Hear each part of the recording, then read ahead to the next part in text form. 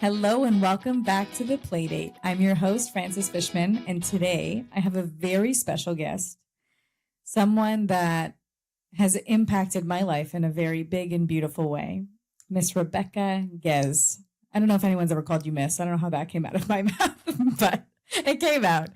Welcome, Rebecca. I'm so happy to be here. Thank you for having me. Oh, I'm so excited for you to be here. So I met Rebecca through Instagram, actually. And there was this moment in my life where I was really looking for guidance and someone who understood me. I don't want to cry. Wow. Someone who understood me and could guide me. And your name kept popping up. And I was seeing events you were doing, and it just felt so clear to me that my gut was telling me I needed to reach out to you. I couldn't attend an event because it was my son's birthday, and I was like, there's no way I'm missing his birthday, no matter how badly I want to go to this event. Good choice. And I reached out to you, and I remember our first phone call because it was like speaking to an old friend, speaking to someone I've known my whole life. And I don't know if those of you who are listening have ever experienced that. I've experienced that. I can count it on my maybe two hands, but definitely one hand. Times when I've met somebody that didn't feel new to me, that actually felt like a safe landing place, somewhere I've been before, someone I've connected to before. And it was such a beautiful experience for me that I was like, I need to work with you because there's no way that this push to meet you and then this conversation was going to lead nowhere. And since working with you, I am so grateful to get to work with you. But can you tell everybody a little bit about what you do, how you do it, and who you work with? Yeah, definitely. Thank you. And I have to say, I felt a deep connection with you. I remember that first phone call also. What do? I started out as a conscious parenting coach. After I had my third baby, I had 3 kids, 5 years old and younger, and I found myself struggling in my parenting.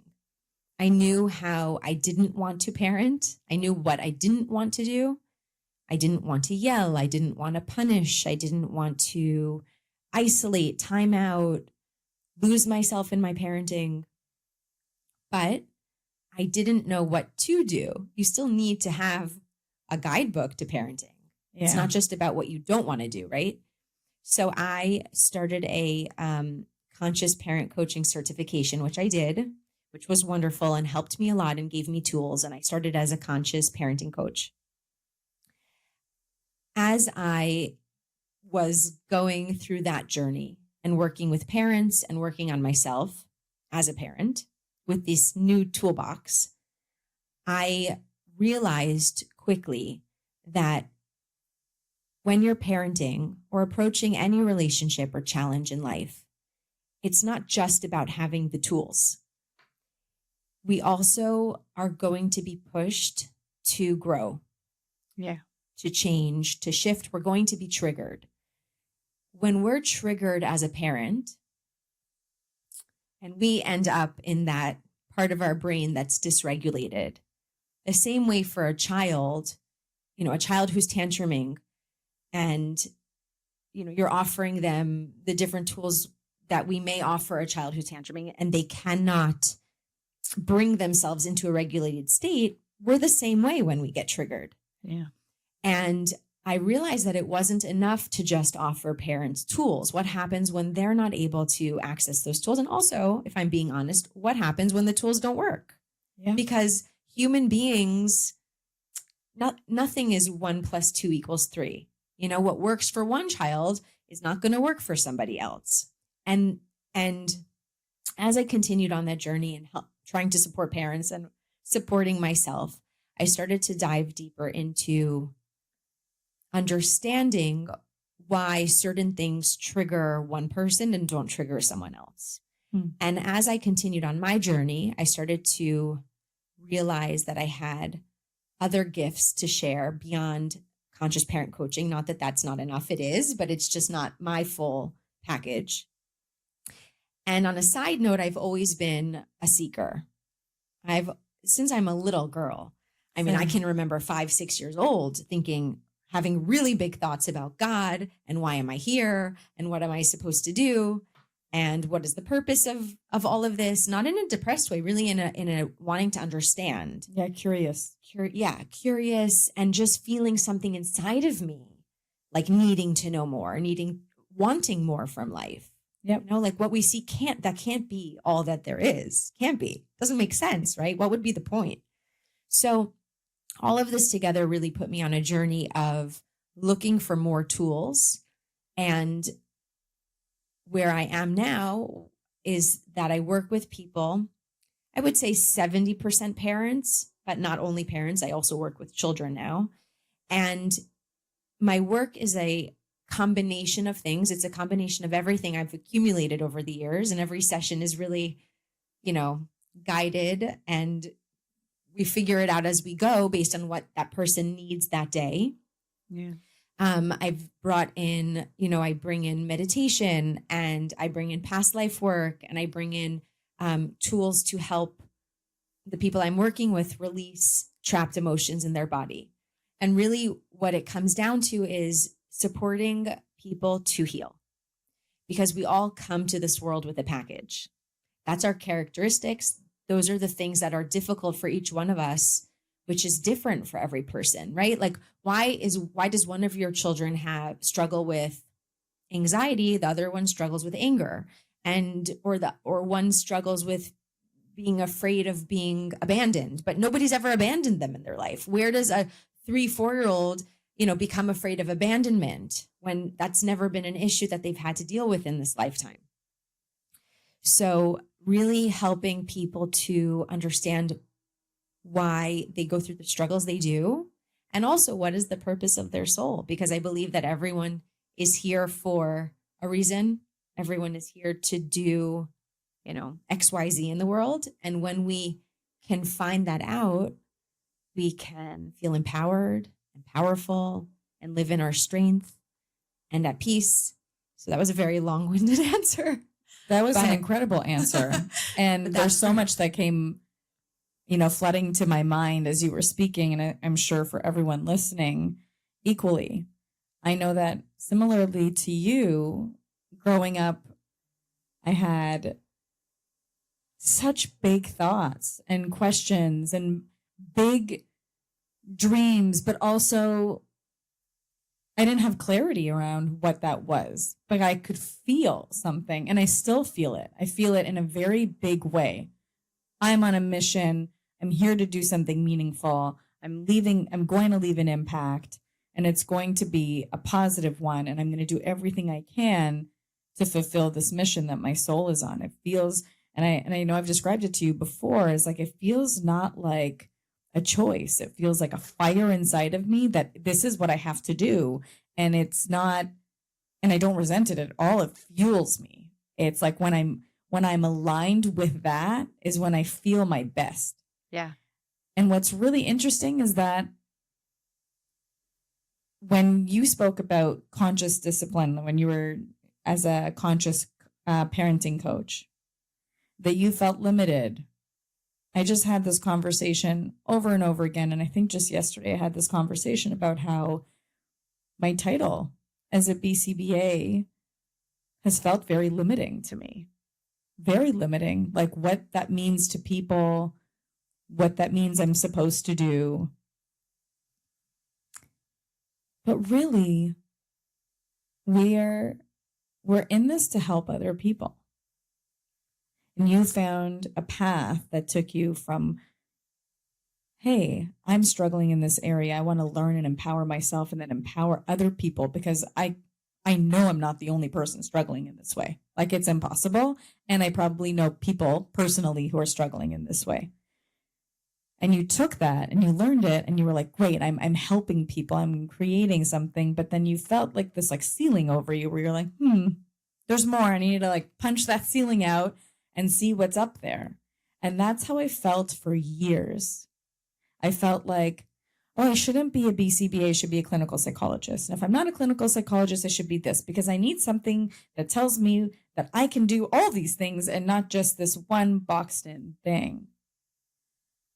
And I think that you've created this opportunity for yourself by not framing what you do with a specific title, because I actually like what you said, because when I identify you to other people, I use a word, and it's not all that you do. And someone once told me, she's not a healer. You are the healer. She is guiding you in healing. And I don't remember exactly what you said, but you used language that I was like, yes, that's it. And it's, I'm helping children heal, and so are my therapists, right? And you wouldn't call us necessarily healers. You might call us, ABA practitioners, but that's putting us again into this box. And, in some way we need to be in a box. Insurance needs us to be in a box in order for insurance to cover it. But also, why would we limit ourselves to what we can do with just understanding it in a very boxed in way?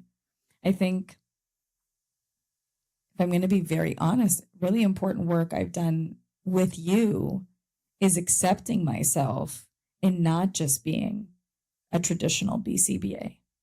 And I've spent years having this love-hate relationship with this title, like really big, like existential crisis, like maybe I'm not a BCBA.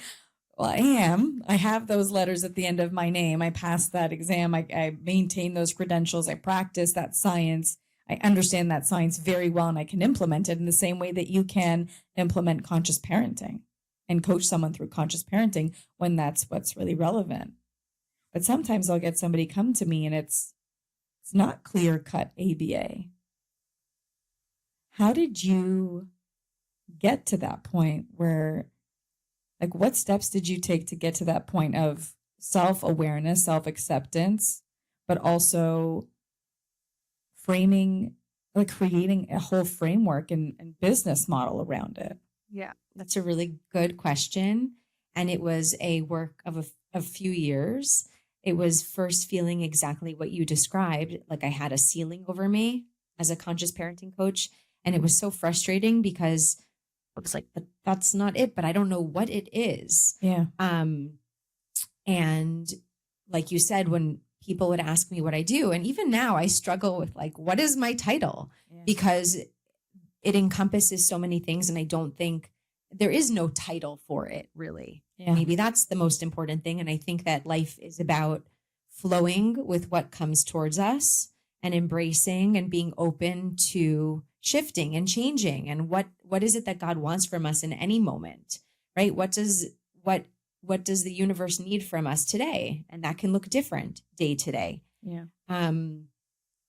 But to answer your question, what I'm gonna say sounds like it was simple for me. It wasn't simple for me, but ultimately what I did was just continue to work on myself, to heal my limiting beliefs, to heal my insecurities, to heal my self-doubt, to trust myself more, and to allow myself to come more and more into who I am. I don't think I saw it clearly, and I didn't. And actually, I was thinking about this the other day. I make a vision board or a manifestation board at the beginning of the year. And I think it was the beginning of 2023 or in the middle, at some point in 2023 when I did it. I think that's when it was. I remember writing down, I want to understand what it is that I'm here to do. I want to understand what I know that, again, not just conscious parenting coach, but I know that this is not like my end destination. What is it? What is it that I'm supposed to do? I mean, I was naturally doing more with my clients when I work with them one-on-one. Mm-hmm.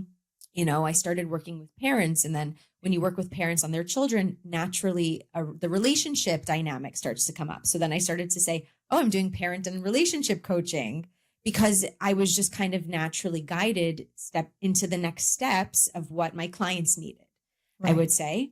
I also have a wonderful teacher and mentor that I work with who has always seen what I'm here to do and I told it to me the first time I met her 6.5 years ago. And I was like, what is she talking about? That was before I even finished my certification. Wow. And she could see it. And I was like, okay, sure. But then, I'm a believer, obviously now, she was right. But that's how I started, like just asking, like, show me what is it? And what do I need to do to get to where I'm supposed to go, to understand what it is I'm supposed to be here doing? And then I just really feel like the universe just put it in front of me, would send me somebody who had another tool that my mind could be opened up to understand and learn.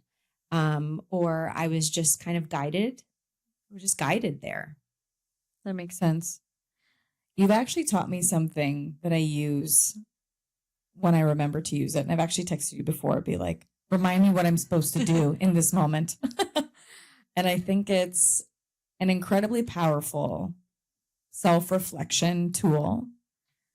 I don't know if you know what I'm referring to. I don't know. So I'll tell you. I'm not sure. So we work, both of us, with people, often with parents or adults who either have children or work with children, but not necessarily. Mm-hmm. I work with a lot of people who work with children or who are dealing with children.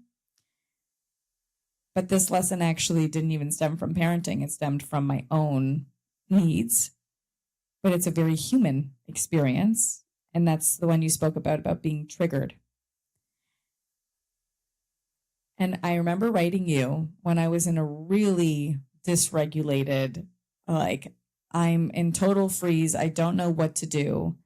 And I wrote you saying, what did you tell me I should ask myself when I'm feeling this terrible triggered feeling? And you answered me saying, it's not about what the other person or people are doing or saying.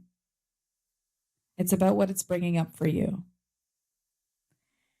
And when you say it to me, and when I read it, I was like, yes, okay, it's about me. Because in the end, I tell my staff, when I'm coaching people, I say, it's not about you, but it is really all about you.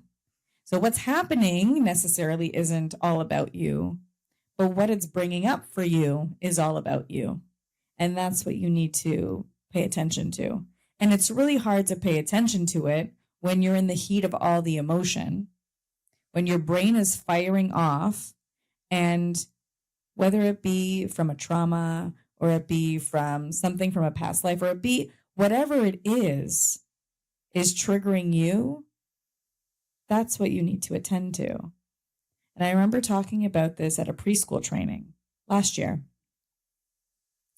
And a teacher raised her hand and she said, so every time I have a student who's triggering me, it's a mirror for me to look at something within myself.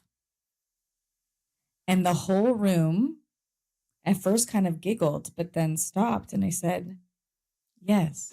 Yep. That's exactly it.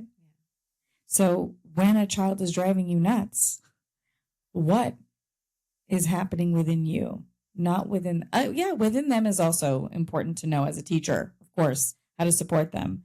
But when it's triggering you, what is happening within you? And I think it's a tool that I not only use for myself, but that I remind others about all the time. And I think it's for anyone listening, the next time you are triggered, which happened to me this morning. So I got triggered this morning.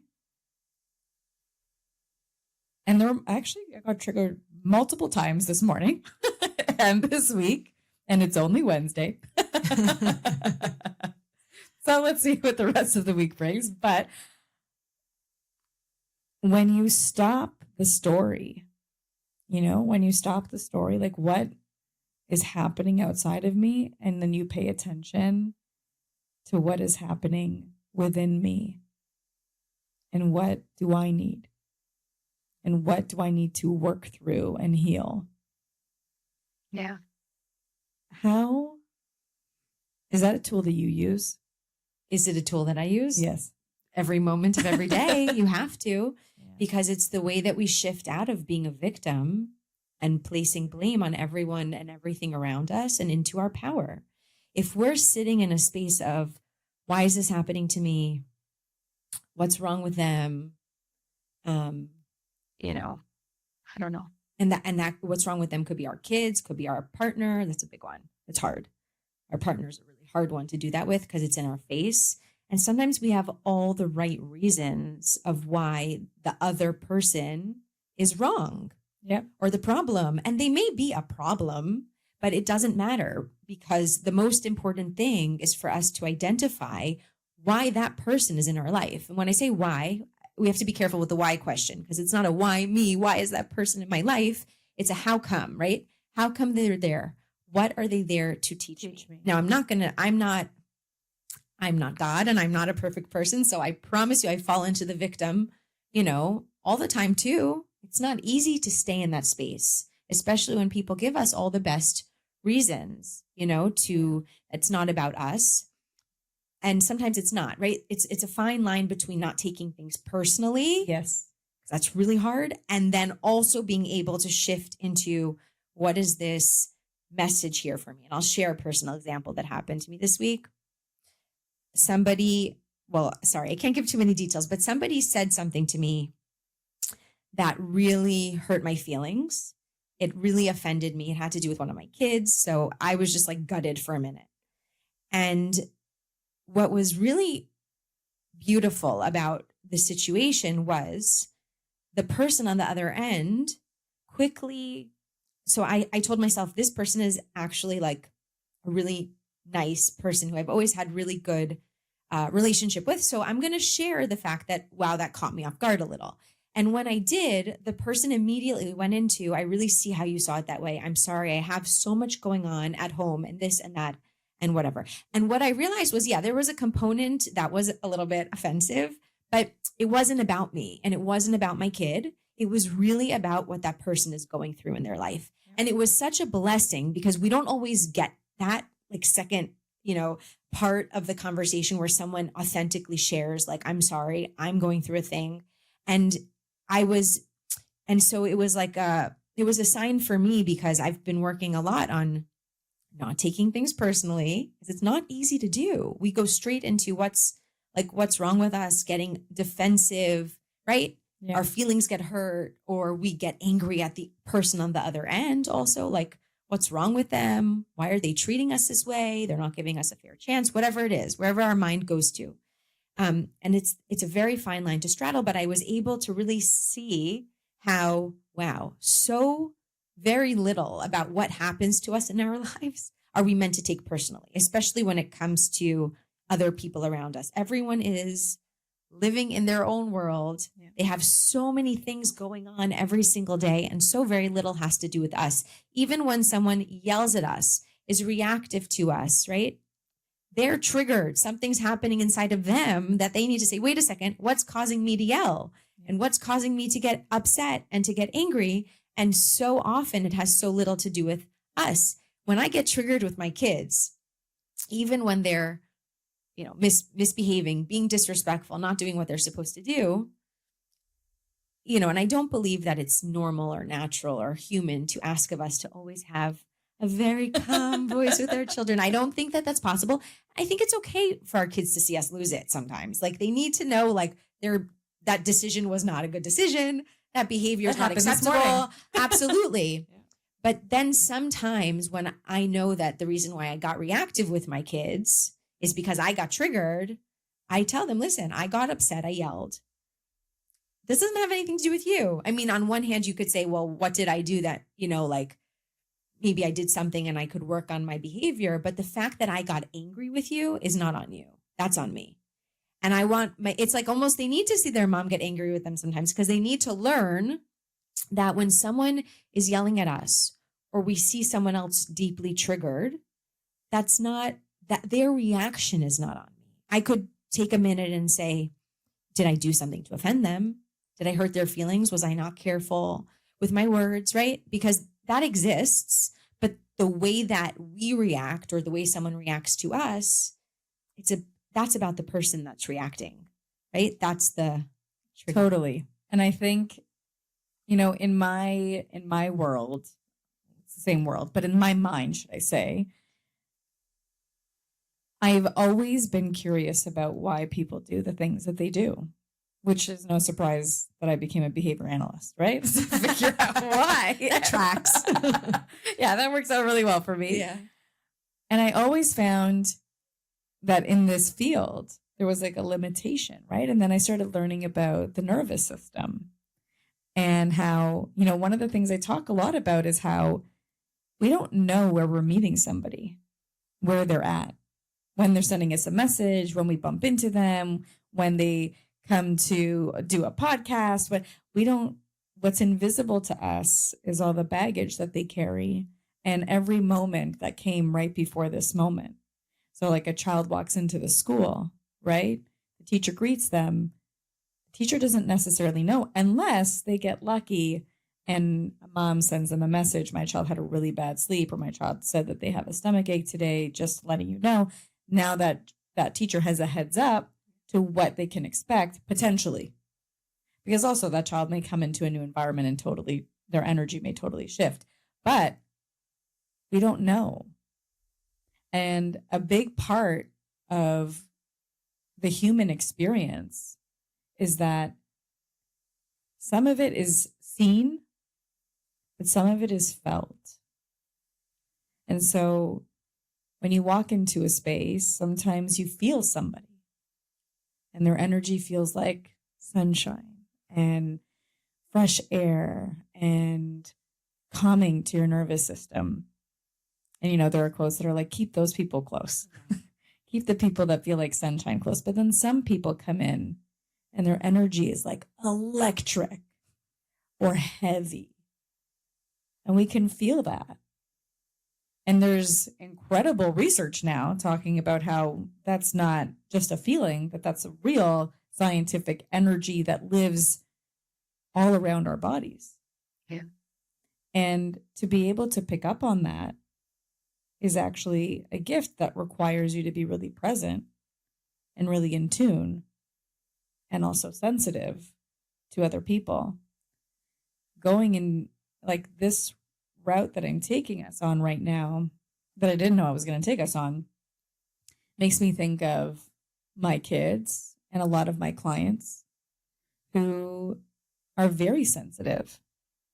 Equally, I can say myself, and I'm aware you are as well, very sensitive to other people's energy, other people's states. And for a long time, perhaps my curiosity came from feeling other people so much and not understanding all the things I was feeling, like why they were coming up. And then it made me curious about people and how people think and what people do. And I think about raising kids and being a therapist, working with kids and seeing how it's not just, 1 + 2 = 3. There's like a whole hidden formula that lives underneath that iceberg of what I can see to what is going on, whether it be energetically, whether it be with their nervous system, whether it be trauma, whether it be their parents' baggage, their baggage from past lives, whatever it is that they're carrying, plus all that we pick up on from around us. So I guess the question for you, and I don't know if you have an answer,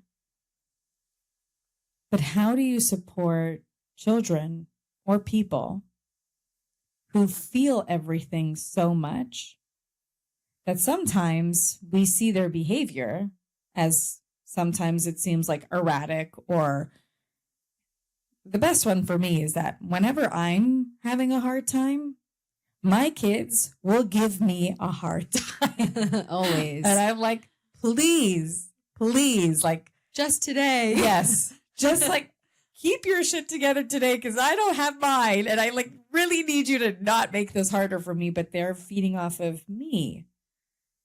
And we're feeding off of each other.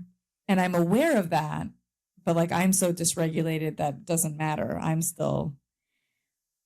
But do you have any sort of tools or insight or strategies that somebody who has, maybe they are highly sensitive or they have a highly sensitive child or student or client. And if you're working one-on-one, you likely are working with a highly sensitive and child who's not necessarily just sensitive emotionally, which is what that word tends to mean. Right. Right. But sensitive to everything. Yeah. Energetically. Yes.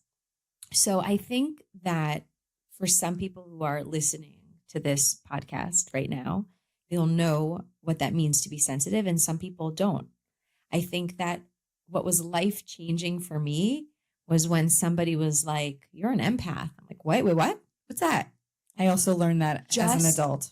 Just knowing that there's a reason why I feel so deeply everything around me, and there's not something wrong with me, is a huge game changer. So I think that, it's not enough. I mean, now it's a little bit more, let's say, well-known, right? This idea that people can be HSP, highly sensitive people, or empathic. And there's a difference between the two. A sensitive person is very in tune with everything around them, notices everything. There's a long list of what makes someone sensitive. And then someone empathic will actually feel it in their body and actually take on the energy or emotions that are around them. It goes in their body. So it's not just dysregulating their nervous system like it would for a sensitive person. An empathic person, like, their whole energy can go down from someone else's energy. Yeah. They can be so deeply affected that it will affect them so much when they're around someone who is dysregulated, or if they see someone get hurt, or if they see somebody not feeling well, or someone's in a bad mood, or they're around a narcissist. It will throw their energy off completely. So, but I think that just knowing that your child is sensitive or empathic, or that you are, is really helpful, because the first step is understanding what it is, and there's nothing wrong with you. Right? Like, just giving it a name, knowing that, oh, that's something. Because I just grew up thinking, like, why are my emotions up and down all the time? Or why do I leave a party and feel super drained, or leave a play date and like feeling like there's something wrong with me? Oh, wait, maybe that's not me. Maybe that's an energy I picked up on. Maybe that's actually how someone else was feeling, and I noticed it. Yeah. And I internalized it, and I got confused and thought that's me, but it's not me. So I think the first part is just learning to take time to be able to identify what is it that I'm feeling versus what have I picked up on from someone around me. And I think that's a really important tool. And it's not an easy one. No. Because we do have our own feelings and emotions. We can have our own anxiety, but we can also enter a space where everyone is super anxious, and all of a sudden we feel anxious, and it's confusing because we don't know, is that my anxiety or is that someone else's? And that's something that takes practice. I think it's something that takes also working with someone to help guide you and help you see what is mine, what belongs to someone else, right? As we heal and work on our own emotions, the things that come up for us, I think it becomes easier to identify what is mine versus what is not mine, and I'm picking up on. So that's one thing. Another thing that we can do is, which I believe in a lot, is protecting our energy. And there's different ways to do that. I like to put bubbles around myself and teach my kids to do the same, and my clients, but learning to protect our energy is so important. And I think that's a really powerful tool. I think those are like the two big ones. I agree. And that makes a lot of sense. And I think when you become aware, like, knowledge is power, right? When you become aware that this is how my child is, or this is how I am. And for me, it was learning about how I am to then be able to understand what's going on with my kids. But learning that then allows you to understand certain spaces also, like walking into certain spaces. Like you said, like, I would, before walking into certain spaces, imagine myself covered in like white light, but that also brought my awareness up higher to what am I feeling and what is going on here, and picking up on the energy of the space. Because if I walk in and I just walk in and I'm not paying attention to myself or to anyone else, I'm going to feel particular feelings and not realize that that's what's happening. Yeah. But if I'm aware and then I notice a shift within myself, or I start noticing something and it doesn't feel right, that's when I'm like, oh, that's what's happening. Yeah.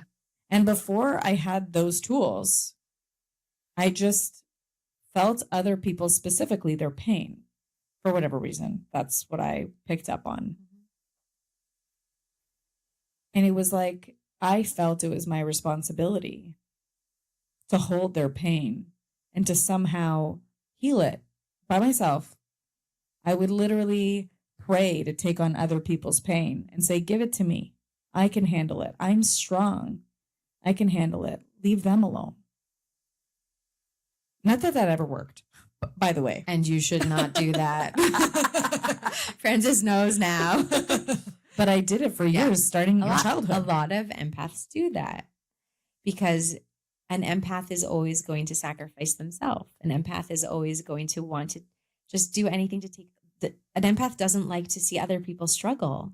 Because you feel it. You feel it so deeply and you care so deeply. Yeah. And you care about others more than you care about yourself.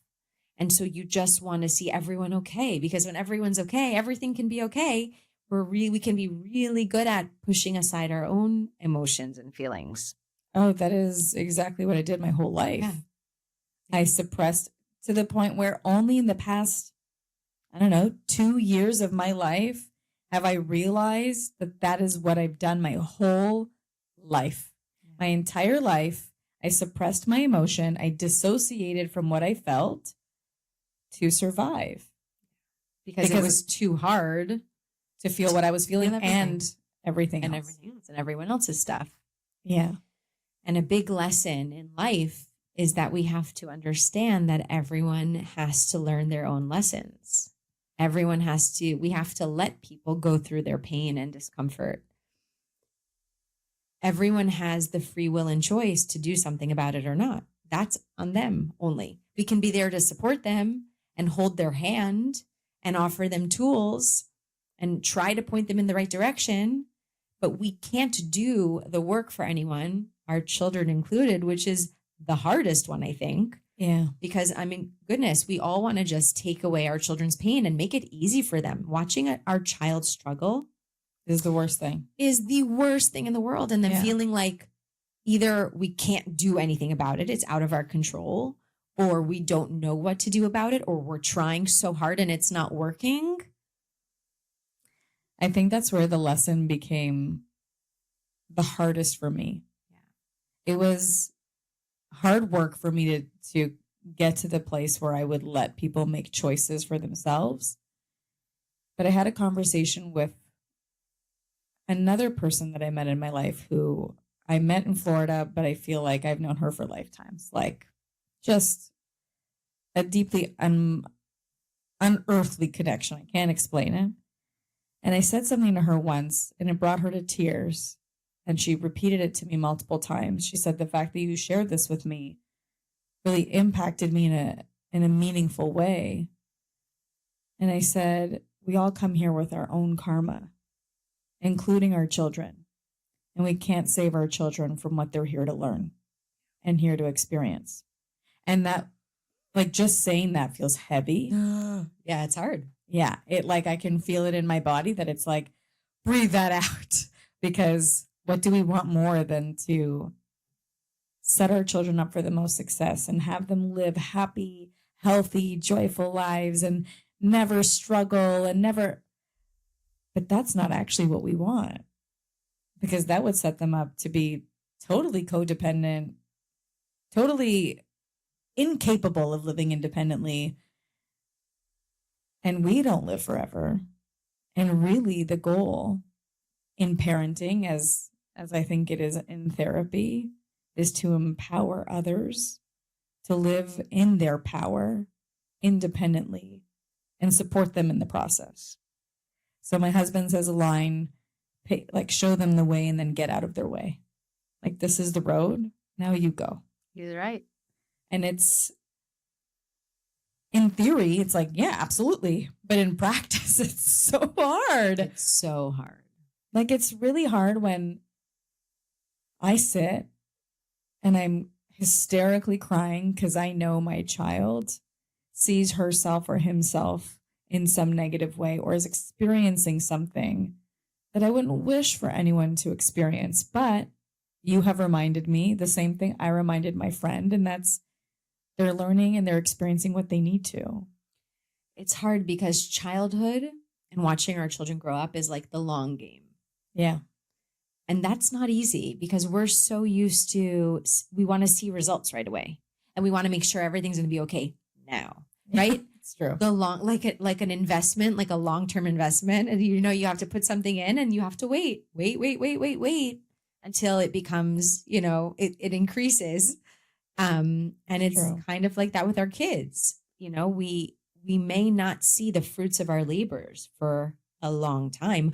I think we should see little improvements. I do think we should be able to see glimmers of showing us like something's working, right? Like there should be little benchmarks of improvement. I'm not saying everything should just be bad and down. You know, that might be a cause for saying something's not working, there's something I need to shift. Yeah. But if we're, you know, putting in all our best efforts and we're healing and we're working on ourselves and we're guiding, like your husband said, guiding our children in the path that we know is what's best for them. We're present and we're involved. Yeah. Then sometimes and in certain ways, it's the long game.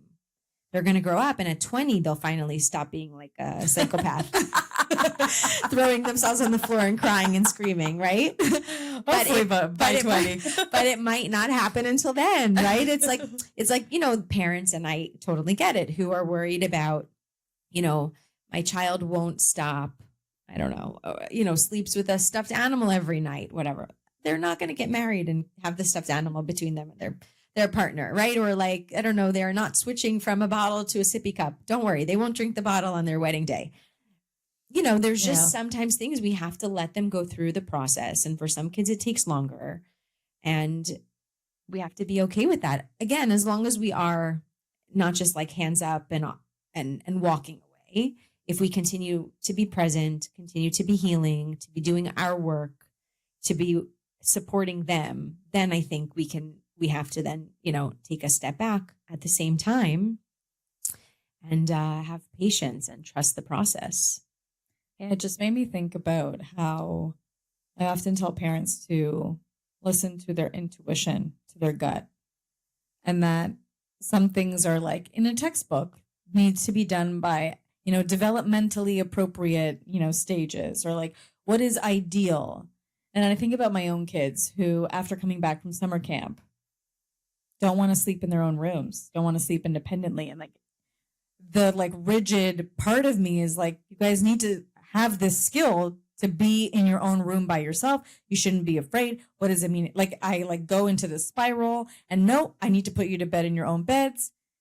But then I think about they're not going to sleep with each other for much longer. Yeah. They're young, but also this is such a special time for them. And my husband often, it's really funny. I think I used to do this for him, and now he does a lot of this for me, where he will remind me of like, they won't have this for much longer. And this is actually very special. And that they want to be together. Yes. That means they have like a deep connection, that they make each other feel safe. That's really special. Yeah. And it's like being able to step back and see it as, you know, in the big picture, in the grand scheme of things. Yes, certain skills are still important. Like, do my children need to learn to sleep in their own beds by themselves? Yes, they will need to learn that. And they have. But I also can pull back, take a breath, and enjoy this moment. Yeah. Even if it doesn't feel textbook or perfect or correct in some way. And I think that a lot of parents struggle with that. Like, what is the right thing to do? What is the right thing my child should be doing? Or what is the right path? And what is right is actually so different for each person and for each family. in each country. Like it'll be different depending on And each stage yes of life, it shifts within a family too, right? Like what is right for them. I think I agree with you so much. And I think that the way that a parent can identify that is like what's at the root of this behavior. Like with your children right now, you know, it could be just like they missed each other. It can be that they're used to sleeping with other kids because in sleepaway camp, you know, you're sleeping with so many other people in the room. Yeah. It can be that, you know, this is just what they need right now. Is it coming, you know, the question to ask is it coming from an unhealthy root? Like, is what are they doing it for like all the wrong reasons? And this just feels off in my gut. Because if that's the case, then we have to look into the behavior. But if it doesn't, it's just our mind playing with us saying, this isn't right, this isn't how it's supposed to be, then perhaps there's nothing wrong with it. And I think that that's how we can identify and understand, you know, and make that call of like, is this okay or not? Yeah. Right? Like, where is that behavior coming from? And you know what? I have seen over the past several years, parents who have tolerated a lot of behavior that to me, like hurts me. Like it hurts me that a parent has tolerated this, like whether it be aggression of some kind or disrespect, you know, because that's where I am. And I think that's such a great way of saying it, of having you be really present with what is the root of this behavior? What does that feel like for me as whether I be the witness or the recipient of the behavior, right? Like in different contexts, it'll be different. And then if it's triggering me, then you go into the question of what is it triggering within me? But then also sometimes because we're not just witnesses to our children, we are their guides.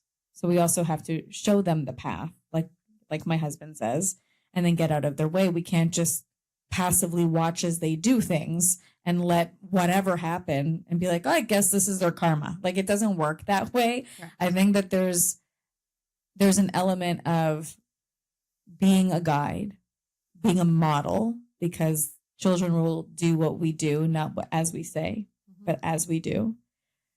But then there's also the self-reflection and the working on ourselves piece.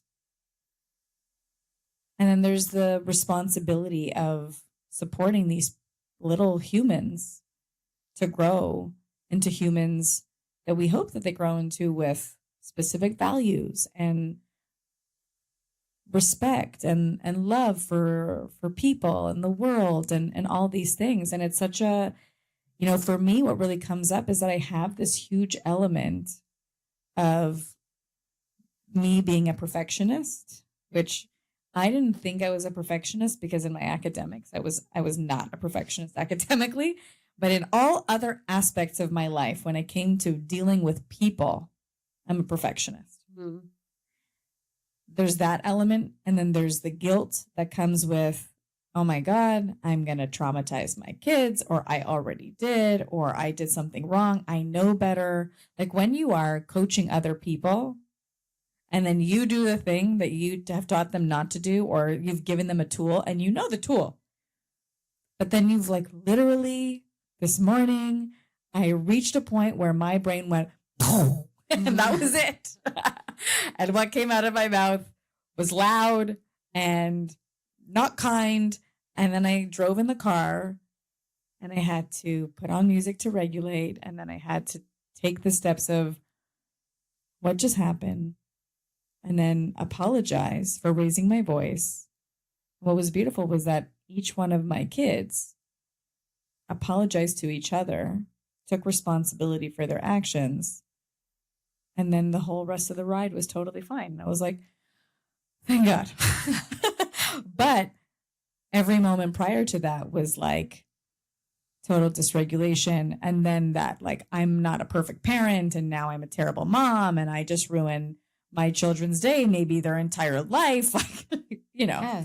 There's so many elements to being a parent. It's like the hardest thing to ever do, but equally the most magical and incredible. Being a parent is like arguing with the most annoying parts of yourself and getting to rejoice with the best parts of you that are like my husband always says like 2.0. Like we have a nephew who's like so similar to my husband, and my daughter, one of my daughters is very similar. He always says 2.0. They're me, but like any skill that I had, any gift that I had, they have like amplified it. Like it's even better within them, and being able to like look at that and be like, wow, that's amazing. It's like that duality. Yeah. Parenthood is a wild ride. It really is. And it's okay to take like some credit for it, I think, as parents too. You know, we can be really good at taking credit for the bad. Yeah. But to take credit for the good is important. And I mean, for the bad, I know I say that. The hard. Bad. Yeah, the hard. And also for the, like those really great moments. They're half us and half them, all of it. You know, because the great moments can come because your child has all this greatness inside of them, but also because you're creating the space to allow the greatness to come out. Yeah. And then, the challenges also, that's who they are. It's not that you can't change who they are, the more difficult parts of their personality or the challenges that their soul attracts. We can't change them, and part of it. And sometimes the challenging behavior is because that's who they are right now. That's who they are. And that's how they're acting right now. And also, like you said, then it can also partially be because we're off in that moment. And there is something that has to do with us. And it's both. And I think, just being aware of that is really important. It's not all them. It's not all us. It's a combination of the two. And so all we can do is our best. And again, I don't think it's a bad thing for our children to see us lose it sometimes. Yeah. And to see us make mistakes and then repair with them and show them that it's okay to make mistakes. Yeah. It's okay to lose it. It's part of the human experience, It's really then about what do we do after we lose it? Do we blame everyone around us, or going back to that, do we notice, oh, I lost it because something was bothering me. Something triggered me.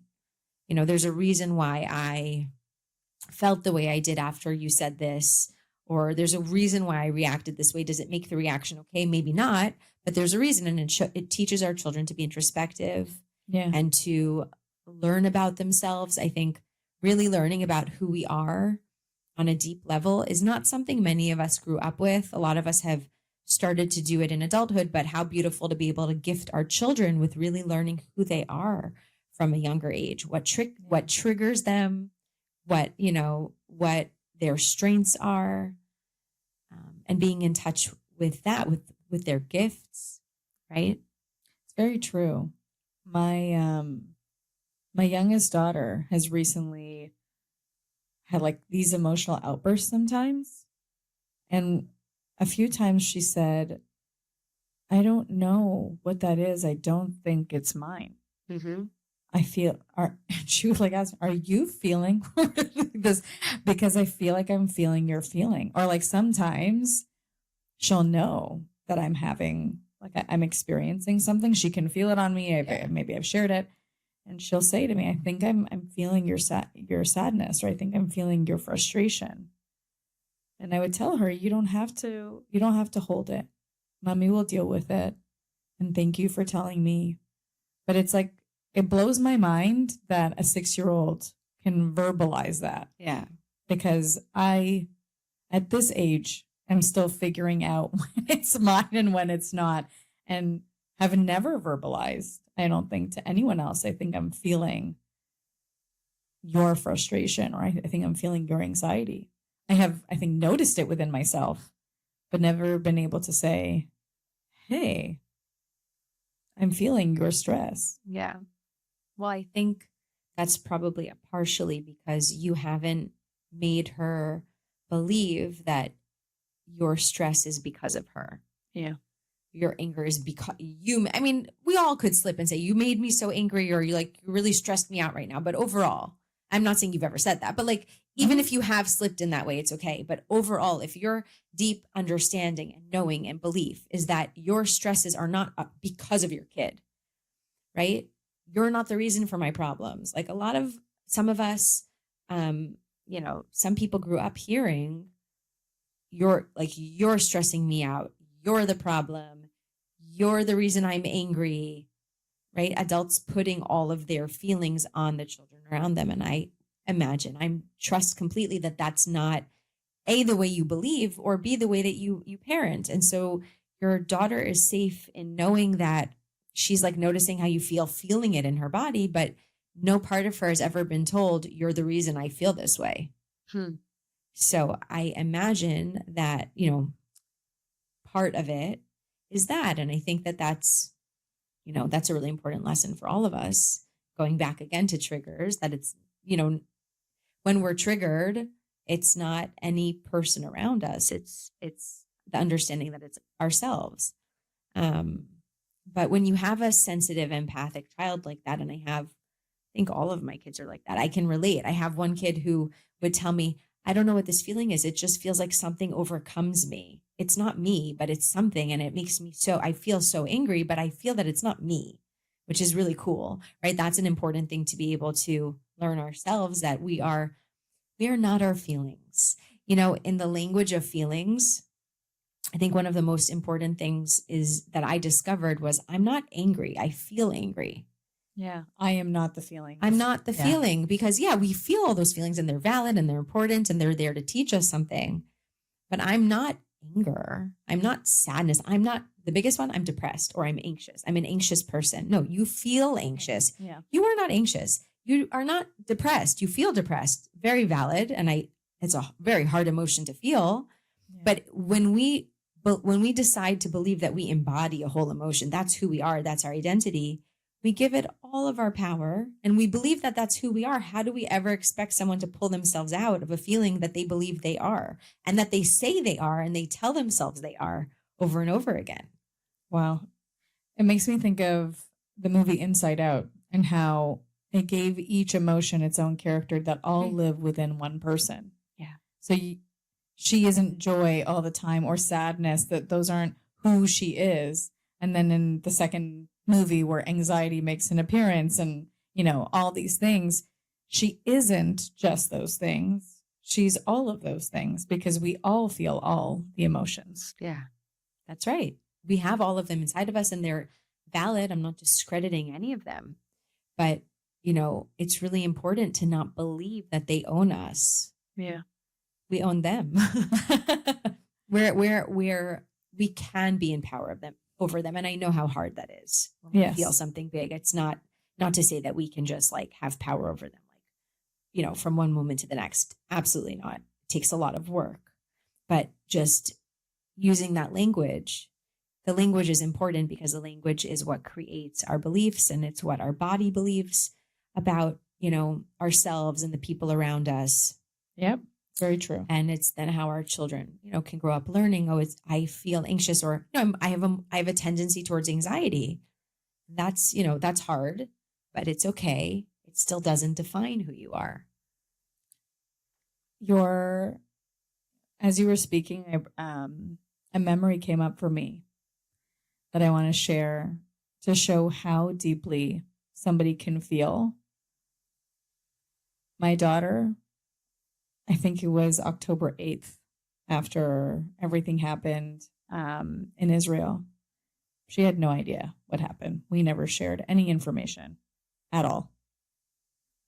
And she sat at the table and she said, I'm feeling very sad and very scared and I don't know why. And it hit me like a frying pan to the face. Like, wow, I'm feeling those things. A lot of people are feeling those things and very like not just scared, like confused, terrified, like how is this possible? Is this real? Like all those feelings. And she didn't have information. Nobody told her not only what happened, but what we were feeling. We were really trying to mask it. Yeah. So all of that to say is that when you have an empathic child, you can't mask what you're feeling. You can only work through it because they will feel it. And they'll call you out on it. Yes. Mommy, what's wrong? What happened today? Why does your face look like that? Like, yes. what happened? And Nothing. No, I can tell. You're right. Something happened. Thank you for noticing. Yeah. I'm working on it. You're right. Like, Yes. also let them know you're right. I do feel those things because you want to, it's very easy. We want to tell them, no, everything is okay. It's fine. But then they question themselves. Yeah. So what's wrong with me? Why am I feeling that? Or maybe I'm off. I'm wrong. I recently was walking with the same child, and we called her preschool director. She misses her from Toronto. We called her, and I was like, do you remember that you told me that nobody in the school, no staff, nobody would ever know when you were having a hard day? But my daughter would walk up to you and say, on the hard days specifically, are you okay? Is everything okay? And she was like, how do you know? Nobody knows. How do you know? And it's like, you can't. She said, nobody would know because I would put on a smile right. And I would come in and I would she'd probably regulate in some way. And then, but still, something is living inside of her body and you can feel it. So there's no masking. There's no masking for that. But before we go, because I could really talk to you all day, probably for several days. Same. I like to leave with a thought or a question for the listeners to sit with. Something meaningful, something for them to think about. Whether it be a question or a statement is up to you. Do you have something to leave them with? I think the key to happiness and inner peace, not that it's just one thing, but is knowing that you are in charge and in power and responsible for your life. Life isn't happening to you, even though it feels that way. And even though things can be really hard. And also, a spiritual journey is not easy, and it's very easy to give up on. It's really easy to succumb and let go and say, forget it. This is too much work. I'd rather just take the easy route, whatever that might be for you, that cuts the pain quickly, that, leaves you without, that's numbing perhaps, that leaves you without doing the work or coming into yourself. That makes sense? Yeah. And totally. so I just want to take this moment because I think that is where a lot of people go. Just because it's hard to be spiritual. It's hard to be conscious. It's hard to be introspective and to keep doing your soul's work and what you came here to do. Yeah. And to be expanding and to be growing. It's not easy. I commend you. I give you so much credit if that's what you're doing, and just keep going. Never, ever give up, because it's easy to give up. It's easy to give in. We can have days where we do that, by the way. Not every day and moment has to be strong, but just keep going, because from everything I've ever seen in my own life and with working with people, when we don't give up and we persevere and we push and we keep asking, how come this is coming into my life? And what is it that I'm here to heal and do? What can I do about it? It's the path to true happiness, true fulfillment, blessings, and connection. Amen. That's beautiful. Thank you so much. Thank you so much Rebecca. for having me. Oh, it was my honor. Thank you.